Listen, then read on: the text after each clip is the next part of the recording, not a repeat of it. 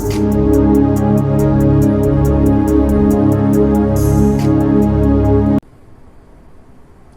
ప్రభువును మన రక్షకుడు అయిన యేసుక్రీస్తు నామమున అందరికీ వందనాలు, దేవునికి స్తోత్రాలు.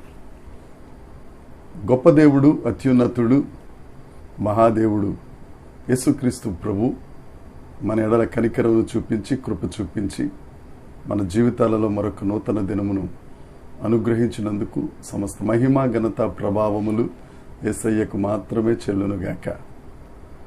ఆ దేవుడు ఈ నూతన దినములో మనకు అనుగ్రహించిన దేవుని యొక్క వాగ్దానము, కృపావార్త. హగ్గయి గ్రంథము 2వ అధ్యాయము 19వ వచనం. కొట్లలో ధాన్యమున్నదా? ద్రాక్ష చెట్లైనను, అంజూరపు చెట్లైనను, దానిమ్మ చెట్లైనను, ఒలీవ చెట్లైనను ఫలించకపోయెను గదా. అయితే ఇది మొదలుకొని నేను మిమ్మును ఆశీర్వదించెదను. దేవునికి స్తోత్రం కలుగునుగాక, దేవునికి మహిమ కలుగునుగాక. ప్రభునందు ప్రియమైన సహోదరి సహోదరులారా, ఎంత మంచి వాగ్దానం! ఇది మొదలుకొని నేను నిన్ను ఆశీర్వదించెదను. ప్రతి ఒక్కరితో ఈ నూతన దినములో దేవుడిస్తున్న వాగ్దానం, మాట తప్పని దేవుడు మీకు అనుగ్రహిస్తున్న దేవుని యొక్క వాక్కు. ఇది మొదలుకొని నేను మిమ్మును ఆశీర్వదించెదను. మన దేవుడు ఆశీర్వదించే దేవుడు. ఆదికాండ గ్రంథంలో ఆదామును అవ్వను చేసినప్పుడు 1వ అధ్యాయం 26వ వచనంలో దేవుడు వారిని ఆశీర్వదించెను. కీర్తనల గ్రంథంలో పిన్నలనేమి, పెద్దలనేమి, వృద్ధులనేమి, యెహోవా యందు భయభక్తులు కలిగిన వారిని దేవుడు ఆశీర్వదిస్తారు. మనం దేవుని యందు భయభక్తులు కలిగి ఉంటే చాలు, మన దేవుడు మనల్ని ఆశీర్వదించడానికి ఆశపడుతున్న దేవుడు, ఇష్టపడుతున్న దేవుడు. నా ప్రియ సహోదరి సహోదరుడా, ఈ దిన ఉదయకాలంలో దేవుడు నీతో వాగ్దానం చేస్తున్నాడు. ఆయన యందు భయభక్తులు కలిగి ఉంటే చాలు, ఆయన మీద నమ్మకం ఉంచితే చాలు, ఆయన మీద ఆధారపడితే చాలు, దేవుడు ఆశీర్వదిస్తాడు. ఎన్నాళ్ళు నువ్వు ఆశీర్వాదం లేకుండా ఇబ్బంది పడుతున్నావేమో, రకరకాల నష్టాలు, రకరకాల ఊబుల్లో కూరుకుపోయి దేవుని ఆశీర్వాదానికి దూరం అయిపోయావేమో, ఇది మొదలుకొని దేవుడు నిన్ను ఆశీర్వదించడానికి ఇష్టపడుతున్నారు.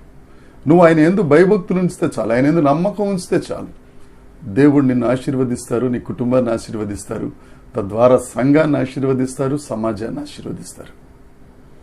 దేవుని యందు భయభక్తులు కలిగి ఉండు, ఆయన వాక్యం చదువు, ప్రార్థన చేయి, ఆయన మీద విశ్వాసం కలిగి ఉండు. అంతే. మహాజలరాశుల్లో నుంచి ఎంత నష్టంలో నువ్వు ఉన్నా దేవుడు ఆయన చేతితో నిన్ను పట్టుకొని పైకి లేవనెత్తి నిన్ను ఆశీర్వదిస్తాడు. ఈ ప్రవచన వాక్కు హగ్గయి గారు రాసింది. ఎప్పుడంటే హగ్గయి, జకరియా బబులోను దేశం నుండి యూదా దేశానికి యెరూషలేము దేవాలయం నిర్మించడానికి వెళ్ళినప్పుడు అక్కడున్న ప్రజలందరితో మాట్లాడుతూ, మీరు ఇన్నాళ్ళు నష్టపోయారు, ఇన్నాళ్ళు మీరు వ్యధల పాలయ్యారు, ఇన్నాళ్ళు మీరు బానిస జీవితాన్ని జీవించారు. అయితే దేవుడు ఇది మొదలుకొని నిన్ను ఆశీర్వదిస్తారు అని వాగ్దానం చేస్తున్నారని ప్రకటించగానే వారందరూ విశ్వాసం ఉంచారు, ఆశీర్వదించబడ్డారు.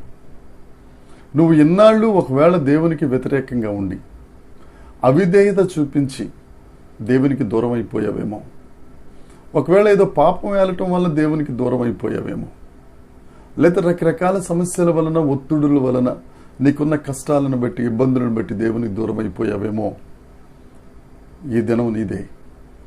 దేవుడు నీతోనే మాట్లాడుతున్నారు.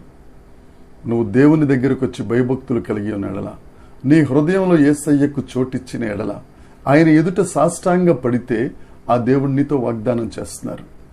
ఇది మొదలుకొని నేను నిన్ను ఆశీర్వదిస్తాను.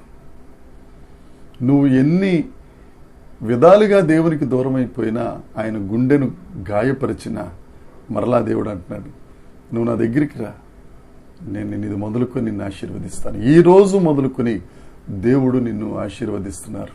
ఆమేన్. ఈ వాగ్దానం ప్రతి ఒక్కరి జీవితంలో నెరవేరునుగాక. దేవుని సేవకునిగా నేను నిన్ను ఆశీర్వదిస్తున్నాను. ఆమేన్. దేవుడి మాటలు దీవించునుగాక. ప్రార్థన. పరలోకమందున్న మా తండ్రి, పరిశుద్ధుడా, గొప్ప దేవుడా, మీకు స్తోత్రం. మీరు దినానిచ్చిన వాగ్దానానికై నీకు వందనాలు. ఇది మొదలుకొని నేను మిమ్మల్ని ఆశీర్వదిస్తానని నీ ప్రజలతో వాగ్దానం చేసి వాగ్దానము నెరవేర్చే దేవుడా, నీ యందు భయభక్తులు కలిగిన వారిగా మేము ఉండగలుగుటకై నీ కృపను అనుగ్రహించండి.